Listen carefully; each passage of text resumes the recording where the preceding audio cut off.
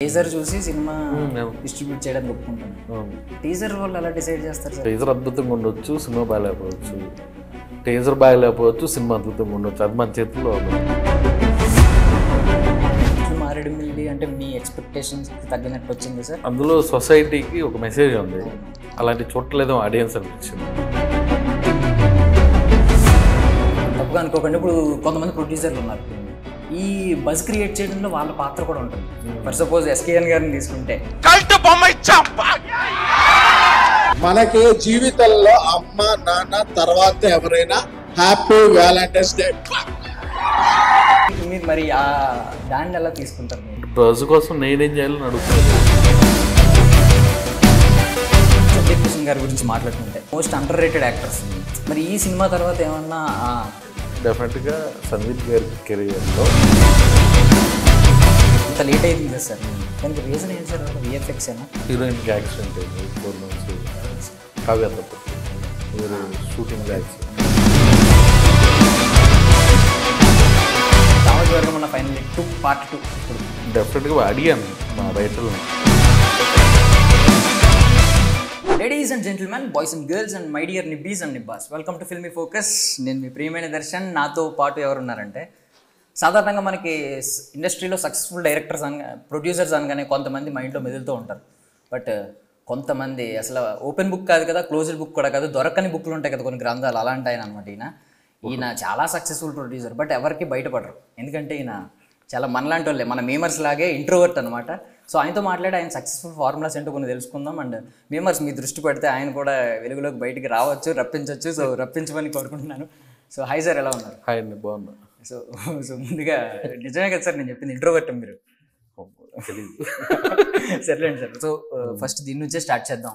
So అది ఉంది, మంత్రదండన అంటారా, మాయాదండన ఏదో అంటారు, మ్యాజికల్ వ్యాండ్ ఏదో అంటారు కదా సంథింగ్. సో అది మీరు దేవుడి గదిలో పెట్టారు. సో రీజన్ ఏంటి సార్? అది మిస్టేక్ లో పెట్టుంటారు, దేవుడికి దానికి సంబంధం లేదు. అంతే, మీరేమన్నా పర్టికులర్ గా పెట్టారు? ఓకే. సో రోజు హీరోతో పాటు ట్రావెల్ అవుతా ఉంటుంది. అది అక్కడికి ఎందుకు వచ్చింది మీరు చెప్పేదాకా నాకే తెలియదు. Okay sir. సో రాజేష్ దండ ఆ నేమ్ విషయానికి ఒకసారి అడుగుతున్నాను, ఎందుకంటే ఇది సూపర్ న్యాచురల్ థ్రిల్లర్ కాబట్టి ఎలాగో. సో మీకు ఆ నమ్మకాలు ఉంటాయా ఏంటి అసలు? రాజేష్లో ఆ జెడ్ ఏంటి అసలు? ఆ యూనిక్నెస్ కోసమా లేదా ఏదన్నా పర్టికులర్గా న్యూమరాలజీని ఏమన్నా ఫాలో అవుతారు? ఫ్రెండ్స్ సజెస్ట్ చేశారు రాజకృష్ణ గారిని, యూనిక్గా ఉండడం. ఈవెన్ సందీప్ గారు కూడా అదే ఫాలో అవుతారు అనుకుంటారు, Sandeep SUND. So Z you red అంటే రేర్ ఎలిమెంట్స్ పెట్టుకున్నారు కదా, మీరు ఇద్దరు కలిసి మ్యాజిక్ చేయబోతున్నారంటారా? అయితే డెఫినెట్గా చేస్తాం. సో సార్, ఇప్పుడు మీ సినిమా జర్నీ స్టార్టింగ్ నుంచి చూసుకుంటే, అంటే అకార్డింగ్ టు మేము ఫాలో అయిన ఇంటర్నెట్ ప్రకారం మీరు ఫస్ట్ స్వామిరారా డిస్ట్రిబ్యూటర్ గా, రైట్? తర్వాత మజిలీ అండి, కార్తికేయ, టెంపరు చాలా.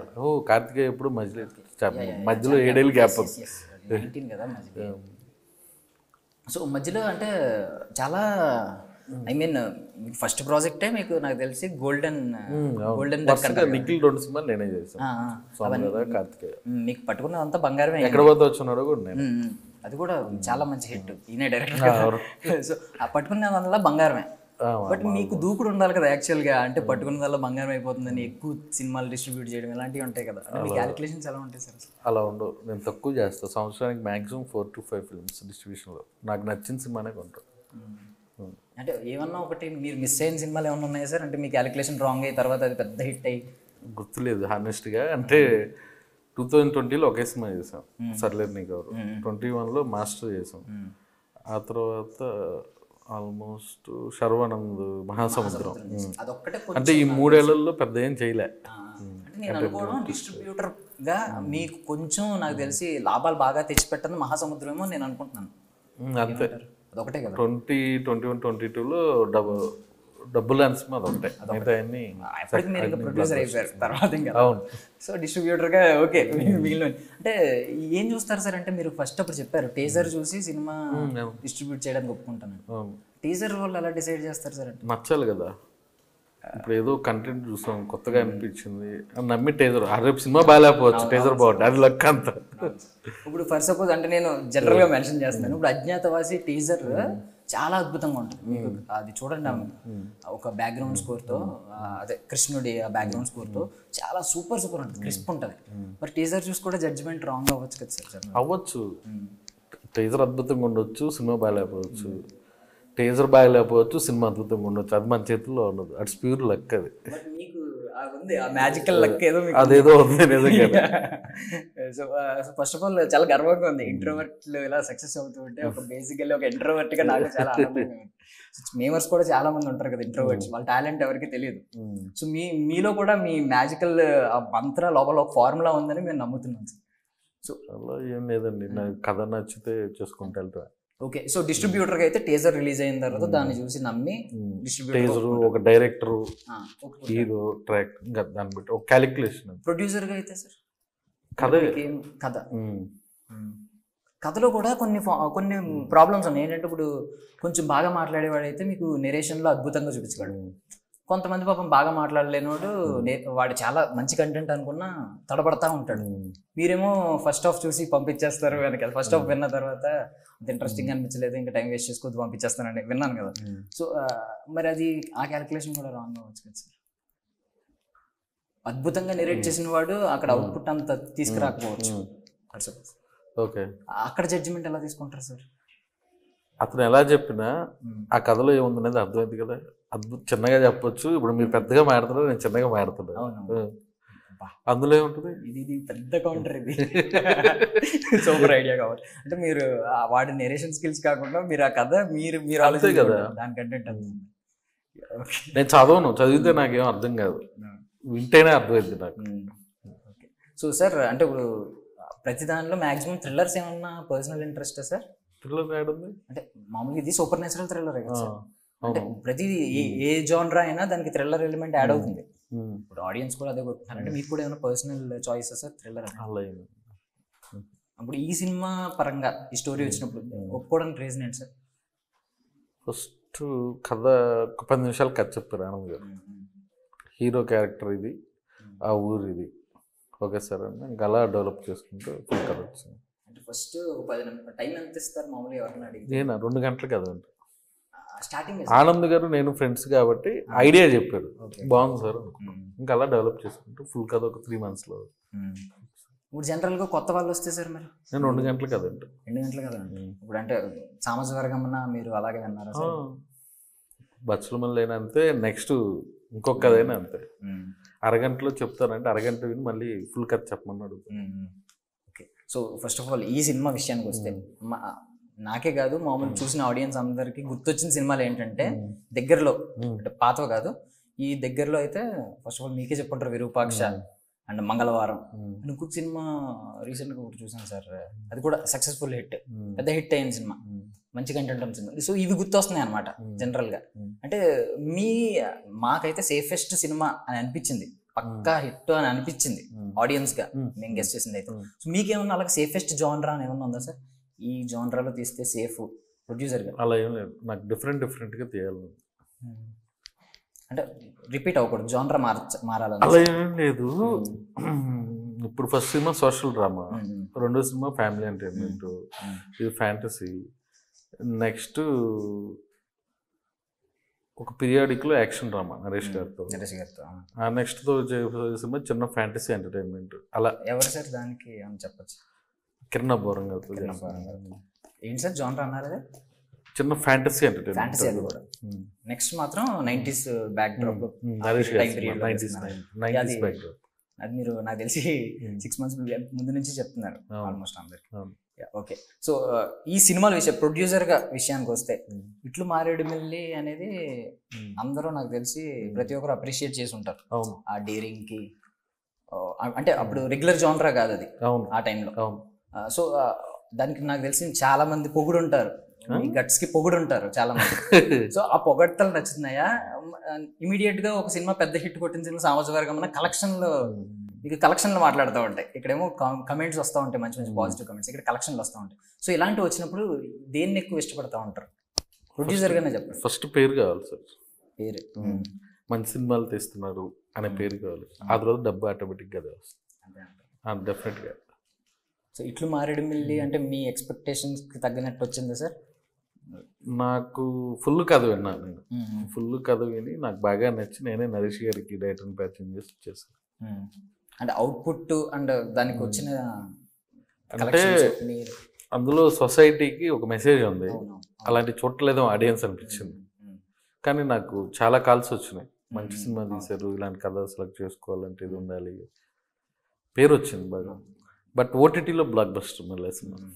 ఈవెన్ మీరు ప్రెస్ మీట్లో కూర్చున్నా లేదంటే ఎవరిని ఇంటర్వ్యూ చేయడానికి వచ్చినా ఏ వ్యక్తి అయినా అద్భుతమైన సినిమానే అంటారు. సో అంటే తప్పుగా అనుకోకండి, ఇప్పుడు కొంతమంది ప్రొడ్యూసర్లు ఉన్నారు, ఈ బజ్ క్రియేట్ చేయడంలో వాళ్ళ పాత్ర కూడా ఉంటుంది. ఫర్ సపోజ్ ఎస్కేఎన్ గారిని తీసుకుంటే ఆయన కల్ట్ బొమ్మ ఇచ్చామని ఎలా మైకి చెప్పినట్టు కొన్ని ఉంటాయి. ఆయన ప్రమోషన్ ఓవరాల్ టీం ఎంత ప్రమోట్ చేస్తుందో ఆయన ఒక సెపరేట్ ప్రమోషన్స్ ఉంది. సో బట్ మీరు ఇంట్రోవర్ట్ కాబట్టి మీరు మరి ఆ దాన్ని ఎలా తీసుకుంటారు మీరు? అంటే ప్రమోషన్స్ బజ్ క్రియేట్ చేయడంలో మీ పాత్ర ఎలా ఉంటుంది? ఇంకా అక్కడ దాకా రాలేదండి, సినిమాలు ఆడుతూ ఉంటే ఆటోమేటిక్గా అదే బజ్ వస్తుంది. అంటే ఆబ్వియస్లీ కంటెంట్ అయితే బజ్ తీసుకొస్తుంది, బట్ ఆ పాత్ర ఎప్పుడు తీసుకోబోతున్నారు సార్ మరి? తెలియదు, నాకు తీసుకోవాలని లేదు.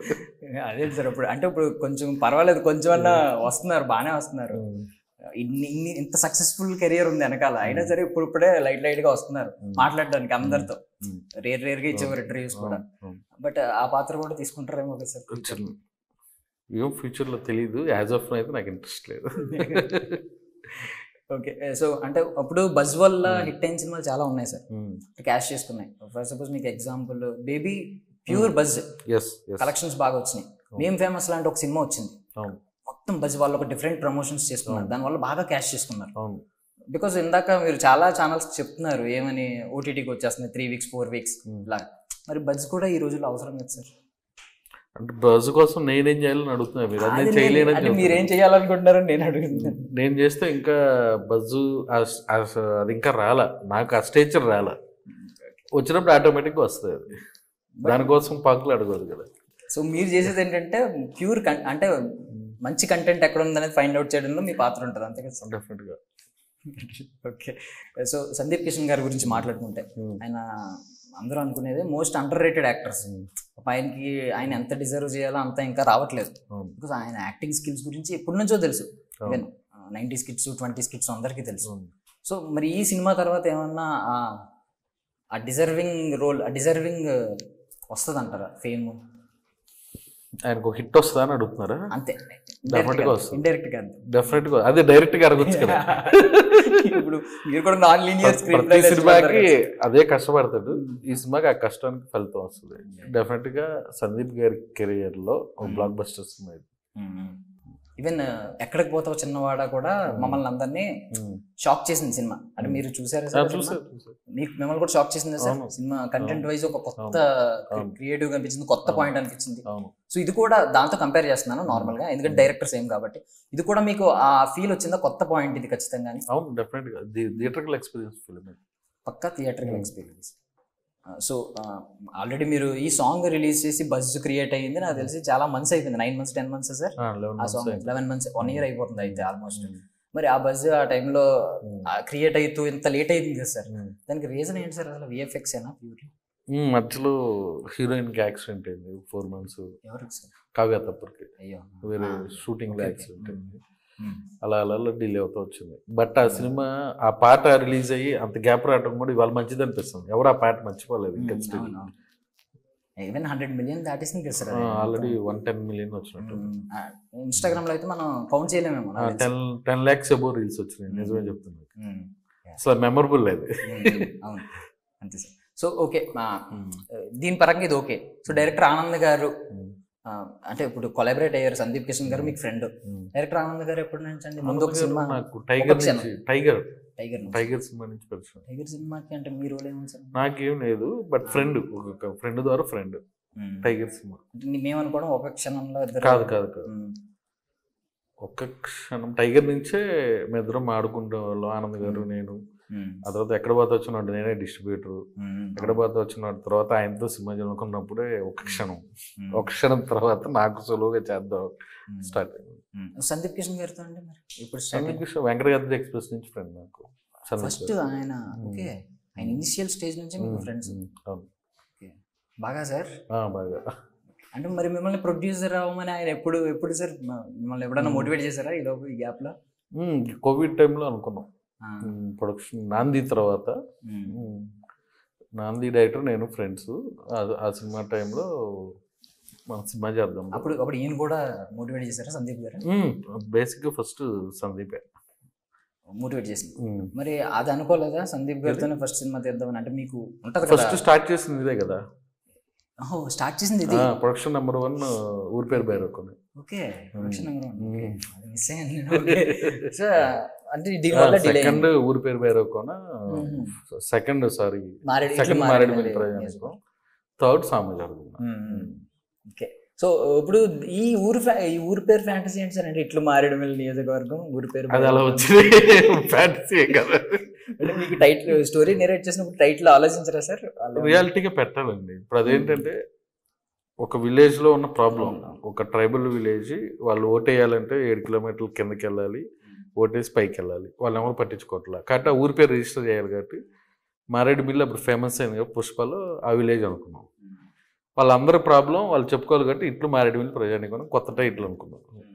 ఆంధ్ర వాళ్ళకి అయితే బాగా తెలుసు కదా మారేడుమిల్లి అనేది, ఆ ఫారెస్ట్ గురించి అందరికీ తెలుసు. సో దీనికి మరి ఇది అసలు ఆ ఊరే కదా కథ అంతా, ఇది కూడా సేమ్. అంటే పాయింట్ చెప్పినప్పుడే ఇది ఫిక్షనల్ స్టోరీ సార్ ఏమన్నా రియల్ అండి? ఫిక్షనల్. 4 పేజీలు మిస్ అయినాయి అన్నారు. ఫిక్షనలే కదా సార్. అంటే అది మీరు మార్చాలనుకుంటే మార్చొచ్చు. మార్చబడ్డరా నార్మల్గా అడుగుతున్నారు. ఆనంద్ గారికి చెప్పండి సార్. ఓకే, అటు మీ అప్పుడు ఉద్దేశం ప్రకారం నేను అడుగుతున్నాను. నార్మల్ మార్చాలనుకుంటే కూడా మార్చొచ్చు. అంటే ఊరే కరెక్ట్ గా ఊర్లే వస్తుంది కదా అని చెప్పి. ఓకే, సో ఇప్పుడు గరుడ పురాణం ఇవన్నీ మీరు అది తెలుసుకున్నప్పుడు రీసెర్చ్ చేద్దామని ఏమన్నా అనుకున్నారా సార్? గరుడ పురాణంలో 4 పేజీలు, కర్మ సిద్ధాంతం ఇలాంటివి ఏమన్నా? అవన్నీ వింటానికి బాగుంటాయి కానీ సెర్చ్ చేయడానికి ఏజ్ రాలేదు కదా. 60 ఏళ్ళప్పుడు చేయాలి కదా సార్. అదే ఇంట్రెస్ట్ ఉంటుంది కదా, గూగుల్లోనే సెర్చ్ చేద్దాం ఒకసారి కర్మ సిద్ధాంతం, ఈ గరుడ పురాణం. అది సినిమా కోసం క్రియేట్ చేసుకున్న వరల్డ్, దాని గురించి అంతే. ఓకే, సో ఇప్పుడు విఎఫ్ఎక్స్ గురించి ఈ మధ్య ఆదిపురుష్ తర్వాత హనుమాన్ టేజర్ రిలీజ్ అవ్వడం, అప్పుడు విఎఫ్ఎక్స్ కి బాగా అందరూ విఎఫ్ఎక్స్ మీద కొంచెం ఫోకస్ అవుతున్నారు ఆడియన్స్ అందరూ. ఈ మధ్యన కింద కమెంట్స్ కూడా విఎఫ్ఎక్స్ గురించి ఎక్కువ. దీనిలో విఎఫ్ఎక్స్ అయితే అద్భుతంగా ఉంది. మీ కష్టం అంతా తెలుస్తుంది, ఆ టైం కూడా తీసుకున్న దానికి మంచి అవుట్పుట్ వచ్చి ఉంటుంది. సో విఎఫ్ఎక్స్ గురించి మీ కమెంట్స్ ఏంటి? విఎఫ్ఎక్స్ ఎక్స్ట్రాడినరీగా ఉంటాయండి సినిమాలో. అంటే మన డైరెక్టర్ గారు అనుకున్న దానికంటే ఇంకా బెటర్గా వచ్చింది. వెరీ వెరీ హ్యాపీ ఆనంద్ గారు. సో అప్పుడు మీరేమన్నా మేమర్ అయితే ఎలా మాట్లాడతారు సార్? ఎందుకంటే డైరెక్ట్గా అయితే అంత ఎక్కువ మాట్లాడలేదు, చాలా చాలా ఇన్నోసెంట్ మంచిగా మాట్లాడుతూ ఉంటారు.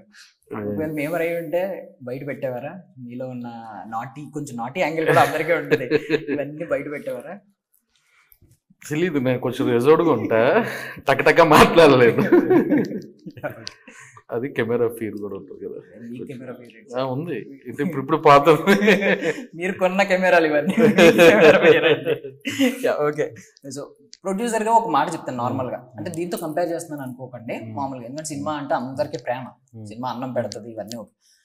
నార్మల్ గా ప్రొడ్యూసర్ పాయింట్ ఆఫ్ వ్యూలో మాత్రం సినిమాలో ఇన్వెస్ట్ చేయడం అనేది ఆల్మోస్ట్ రిస్క్ ఎంత ఉంటుంది అంటే జోదం ఆడినంత రిస్క్ కదా. ఎందుకంటే మాటలకి పడిపోతూ ఉంటారు, వాళ్ళు చెప్పిన మాటలకి పడిపోతూ ఉంటారు. మిగిలిన వాళ్ళందరికీ ఒకవేళ సినిమా ఫ్లాప్ అయినా యాక్టర్స్ పర్ఫార్మెన్స్ బాగుంటే వాళ్ళకి పేరు వచ్చేస్తుంది. డైరెక్టర్ ఏముంది అక్కడ రెమ్యూనరేషన్ తీసుకుంటారు, నెక్స్ట్ ప్రాజెక్ట్ కి ఇప్పుడు వేరే వాళ్ళని పట్టుకుని ఇంకొక మంచి పాయింట్ చెప్పి వాళ్ళు తీసేసుకుంటారు. బట్ ప్రొడ్యూసర్ అనేవాడు అప్పు చేసి అన్న తెస్తాడు, లేదంటే ఉన్నదంతా అమ్ముకుని లోన్లో పెట్టి ఏదో పెట్టి తెస్తా ఉంటాడు. బట్ వాడికి మొత్తం రిస్క్. సో ఈ పాయింట్ అగ్రీ చేస్తారా? జోదంలో పోయినంత రిస్క్, జోదంలో పెడితే పోయినంత రిస్క్ ఉందంటారా ప్రొడ్యూసర్కి? జోదాన్ని దీన్ని లేదు అంటే రిస్క్ గురించి చెప్తున్నాను. ఎక్కువ రిస్క్ అంటారా? బాగా ప్రొడ్యూసర్కే కదా రిస్క్. ఇప్పుడున్న పరిస్థితుల్లో 20-25% రిస్క్ అయితే ఉంటుంది. మొత్తం టోటల్ రిస్క్ అని చెప్పలేం. అంటే మనం చేసే కథ డైరెక్టర్ హీరో మీద డిపెండ్ అయ్యి ఉంటుంది. ఇంకేం ఉన్నాయి సార్ రిస్క్లు ఆఫ్టర్ పాండమిక్ తర్వాత? ప్రొడ్యూసర్కి రిస్క్ ఏం పడింది సార్ ఇంకా పాండమిక్ తర్వాత? ప్రొడ్యూసర్కి రిస్క్లు ఏమున్నాయి ఇంకా? ఈ ఓటీటీ కావచ్చు, ఇప్పుడు ఉన్న దాంట్లో కొంచెం డౌన్ అయింది. శాటిలైట్, డిజిటల్ అన్నీ కొంచెం డౌన్ అయినాయి. 20%, 30% డౌన్ అయినాయి. అది కొంచెం ఎఫెక్ట్. ఇప్పుడు దాని గురించి మీరు ఏమన్నా అడుగుతారా సార్? అంటే కొన్ని వీక్స్ పోస్ట్ పోన్ చేయండి అంటే ముందే కొన్ని రైట్స్ ఉంటాయి కదా, డిజిటల్ రైట్స్ అవి మీరు ముందే మాట్లాడుకుంటారు సినిమా రిలీజ్కి ముందే. సో ముందే ఏమన్నా మాట్లాడుకుంటారా సార్ కొన్ని ఫ్యూ వీక్స్ ఎక్స్టెండ్ చేద్దామని? ఏమన్నా రిలీజ్ అయినాక పెద్ద హిట్ అయిపోతే మనం డెఫినెట్గా they will accept to post 1 or 2 weeks. So ఆ కన్వీనియన్స్ ఉంది డెఫినెట్గా ఉంది. ఓకే. సో ఇప్పుడు జనరల్గా అంటే మీరు యాక్ట్ చేసిన హీరోలు కాకుండా మీరు అదే మీతో కొలాబరేట్ అయిన హీరోలు కాకుండా మీ ఫేవరెట్ హీరో ఎవరు సార్ ఇప్పుడున్న యంగ్స్టర్స్లో మీ ఫేవరెట్ హీరో ఎవరు? అండ్ మీరు చిన్నప్పుడు ఫాలో అవుతున్నప్పుడు మీ ఫేవరెట్ హీరో? నా చిన్నప్పుడు బాలకృష్ణ, ఇప్పుడు ఉన్న దాంట్లో సాయి ధరమ్ తేజ్. ఎందుకు అదే నేను వింటూ ఉన్నాను. ఇష్టం అండి, ఎందుకంటే అభిమాని అడిగితే రీజన్ చెప్తారు కదా సార్. నాకు ఏముండదు, ఇష్టం అంతే. ప్యూర్ ఇంట్రోవర్ట్ మీరు నాకు తెలిసి దాస్తున్నారు. అది ఏముంటుంది అంటే ఇప్పుడు గుమ్ముని ఎవరన్నా అడిగాం అనుకోండి మీ ఫేవరెట్ హీరో ఎందుకు ఇష్టం అంటే ఏదో ఒకటి చెప్పేస్తారు. అంటే నాకు చిరంజీవి గారి లాగా ఉంటాడు, స్టేజ్ డాన్స్లు, కామెడీ టైమింగ్, అలా ఆ లుక్స్ కూడా కొంచెం. బాలకృష్ణ గారు అంటే నేను చదువుకునేటప్పటి నుంచి సినిమాలు చూస్తా, మా ఫాదర్ ఫ్యాన్, కలాల. జై బాలయ్య స్లోగన్ అప్పటి నుంచి ఫాలో అవుతుంటారు. డెఫినెట్గా నేను బ్యానర్లు కూడా కట్టేవాడిని. ఓకే. సో ఎవరితో చెయ్యాలని ఉంది సార్ నెక్స్ట్? ఏమన్నా నెక్స్ట్ ఏంతో ఒక సినిమా తీయాలి అని ఉంటారు కదా మైండ్లో? అందరూ యంగ్ హీరోలతో సినిమాలు చేయాలనుందండి. సేఫెస్ట్ ఆన్సర్, సేఫెస్ట్ ప్రొడ్యూసర్ లేదు, సాయంత్రం తెలుసు చేయాలని ఇందాక ఇప్పుడు ఆల్రెడీ ఇద్దరు చెప్పాను. అన్నిట్లో అదే చేస్తే బాగోదు, వెంటనే సాయంత్రానికి ఫోన్ వస్తుందేమో. సో ఇంకొకటి ఇంక ఎండ్ చేసే ముందు వ్యాలంటైన్స్ డే రోజు ప్రీమియర్ లేస్తున్నారు అంటే సినిమా మీద మీ ప్రేమ చాటుకోవడానికా ఏంటి అసలు? అవును, మరి లవర్స్ కి మనం మన సినిమాలో పాట ఉంది కదా, 2 పాటలు ఉన్నాయి, వాళ్ళు సెలబ్రేట్ చేసుకుంటారు. నా వల్ల కాదే బొమ్మ, అది కూడా పెద్ద మంచి బాగా వైరల్ అయింది.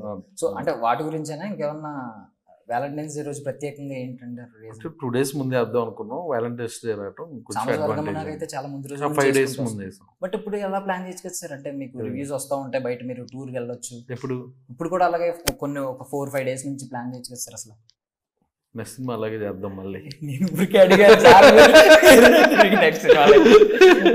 వ్యాలంటైన్స్ డే రోజు అని ఏమన్నా గుర్తుపెట్టు. ఇప్పుడు స్పెషల్ ఒక డే ఉంది కదా, అందుకే ఈజీగా అదేనికి రికగ్నైజ్ వ్యాలంటైన్స్ డే, అందుకని అది దాన్ని ఫాలో అవుతారు.